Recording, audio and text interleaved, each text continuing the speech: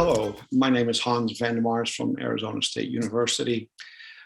Human Kinetics asked me to share with you a short overview of what I see as a number of critical issues that face our physical activity professions. And what I'd like to do is share the screen so you can follow along nicely.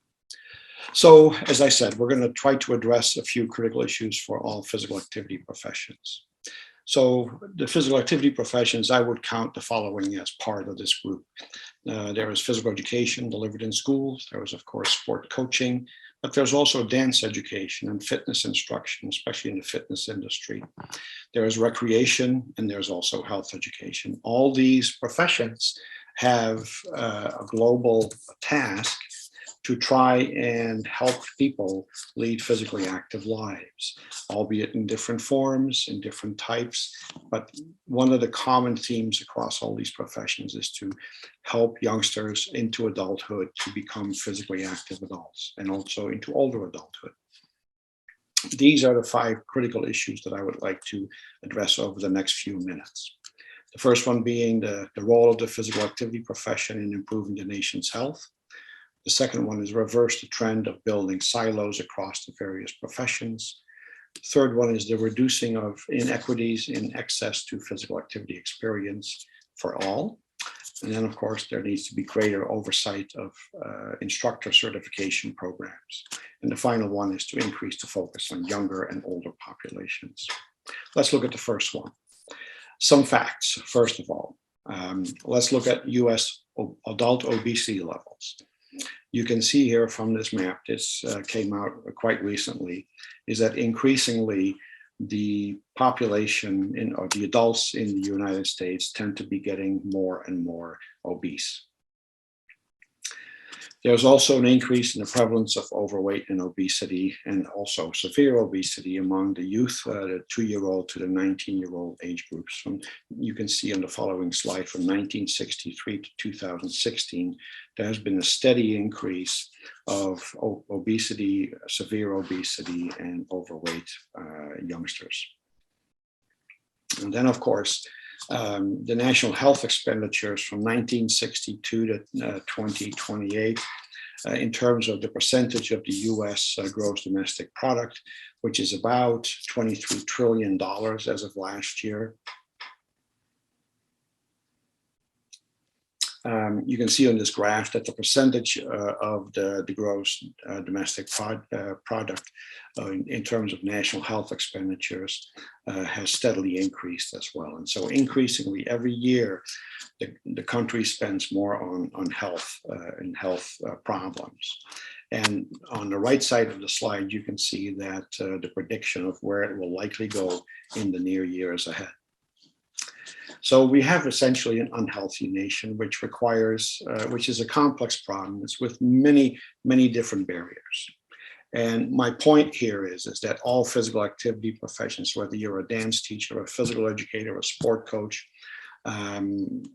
you are all key players. And so, because basically the overarching goal for all these professions is to develop competence in the various age groups, to build enthusiasm for activity, again, be it dance, be it sport, be it fitness, be it outdoor pursuits.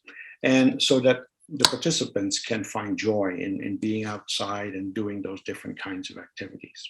It really doesn't matter whether people choose hiking over basketball, over golf, or swimming. The key is that everyone finds a number of activities that they enjoy doing and that they can choose to engage in over other more sedentary activities. So how do we reverse the trend? That's the second issue. How do we reverse the trend of building silos across different activity professions? Most of you may remember from Fleetwood Mac, the famous group, the song that exactly what it was the last 20 years, 30 years. We have seen a splintering of organizations, each of them seeking to create what I would call a singular, unique identity. Consequently, there has become a competition for membership, for funding, and other resources. And of course, all these different organizations have their own journals, their own conferences, etc. The problem is that there is limited impact on public policy, for example, that could support physical activity programming, because most of the organizations are relatively small and thus have limited impact on the policy level. An example, there used to be the American Alliance for Health, Physical Education, Recreation, and Dance. At one point, health, physical education, recreation, and dance were all together. But as we went through the process of reorganizing this national association, we essentially created different organizations. And currently, the Shape America organization, which was restructured in the mid-2010s, currently only caters to physical education and health education.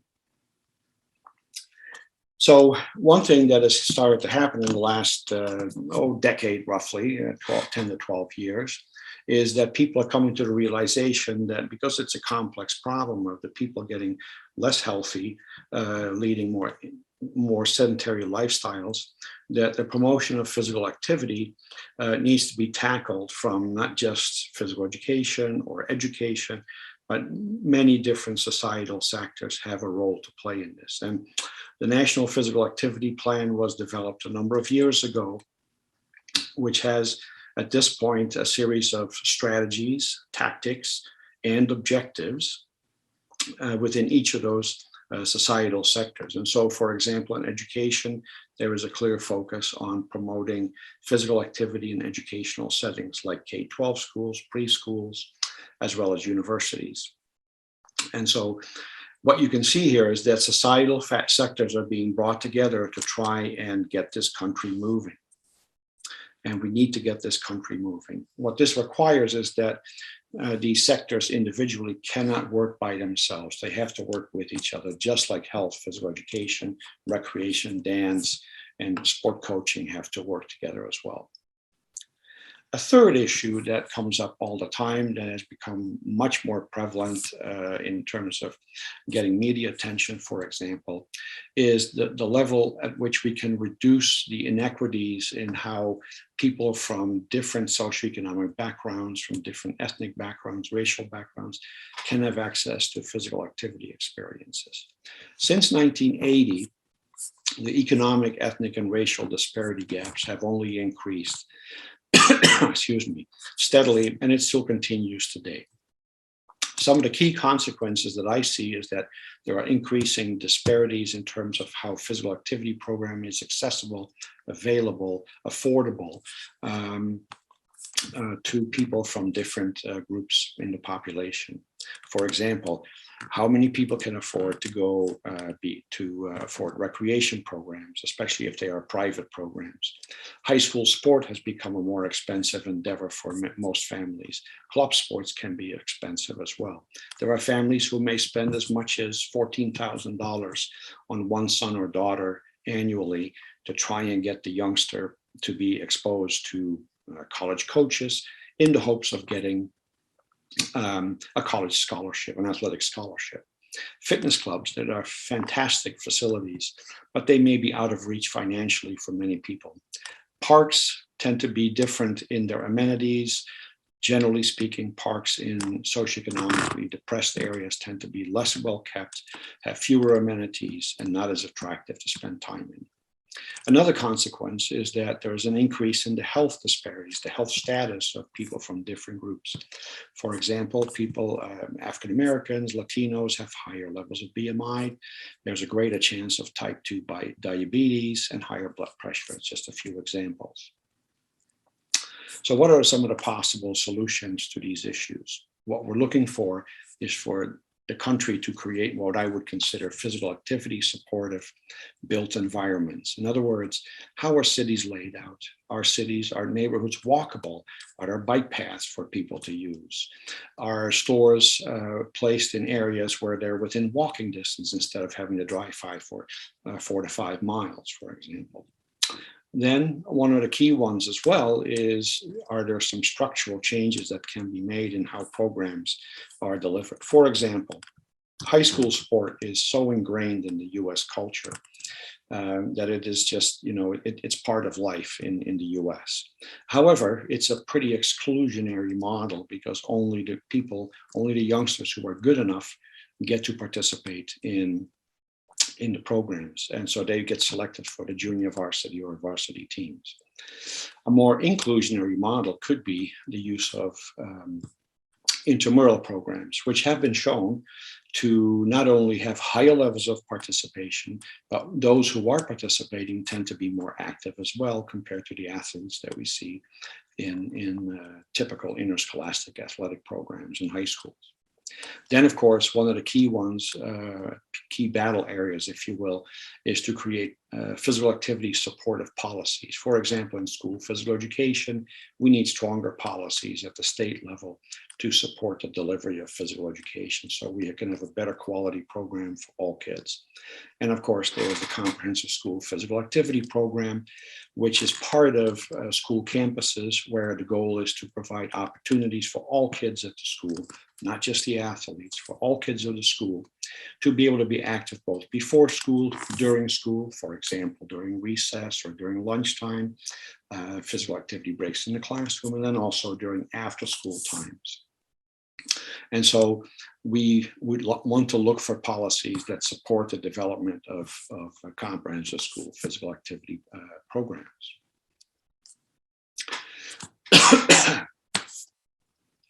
So a fourth area that I would like to address is the degree to which we need better and greater oversight over professional certification programs. Professional preparation programs, be it in physical education, health education, they all get a certification, the graduates, and of course that mostly gets delivered through university programs. And basically, the certificate is a stamp of approval by the state. Most of the professions, including dance and recreation and physical education, sport, coaching, they all have what we call performance standards or standards for professional practice. Yet there are vast differences across the professions in terms of how those are regulated. For example, in physical education, teacher education, the programs tend to be highly regulated based on directions and policies from the individual state departments of education. In sport coaching, conversely, that's an area that is largely unregulated. At the moment, you can say that the state high school athletic associations, those are the single body in each state that oversees what happens in high school sports. But their concerns lie mostly in the area of fair competition, school size, how that impacts the class in which teachers or players schools get to participate in.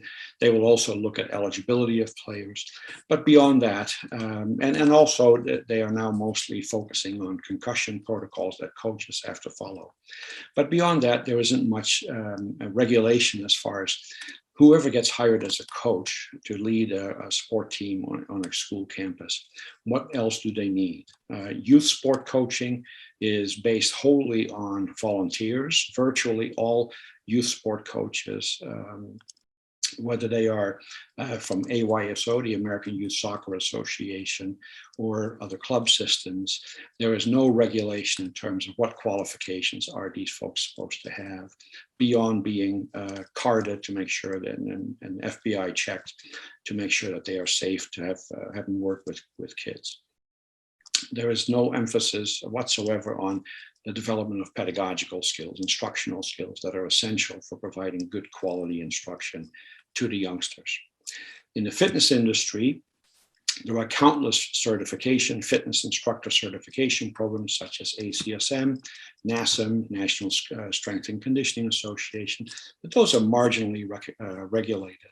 For example, we're at a point now where Lifetime Fitness is a national chain of fitness clubs, health clubs, that have their own academy where they can, where people can sign up and become certified as either personal trainers, group fitness instructors, or indoor cycle instructors. This is a private business, a huge business that has grown tremendously over the last 15 years. But there is minimal oversight, even though they have been approved in states like Colorado, Illinois, Minnesota, as well as North Carolina and Nevada, where certain state agencies have approved their program used to certify individuals who are interested in becoming a fitness instructor. But there is no larger oversight or accreditation for that. Now, with regard to who's minding the certification store, there are accreditation agencies. And again, there was a difference in the sense that in teacher education, the Council for Accreditation of Educator Preparation is a national body that accredits teacher education programs. And there are very specific criteria and standards that teacher education programs have to follow. So they're very much regulated. Now, at the same time, in this country, we're facing a severe shortage of teachers, plus there is the enormously high cost of earning university degrees. And this is resulting in an increase in privatizing teacher preparation. And for example, in Arizona, which has some of the worst teacher shortage conditions, school districts are starting to create what they call teacher in residence programs, where people who are interested in becoming certified can work in a school with a teacher alongside and then get certified by the state. This is something that is probably going to continue to grow and become more prevalent. In the fitness industry, conversely, there is the National Commission for Certifying Agencies, and they have an Institute for Credentialing Excellence. And as of last month, there was about 32 accredited fitness instructor certification program, and that's not a very big number. Finally, the increase in focus on younger and older populations.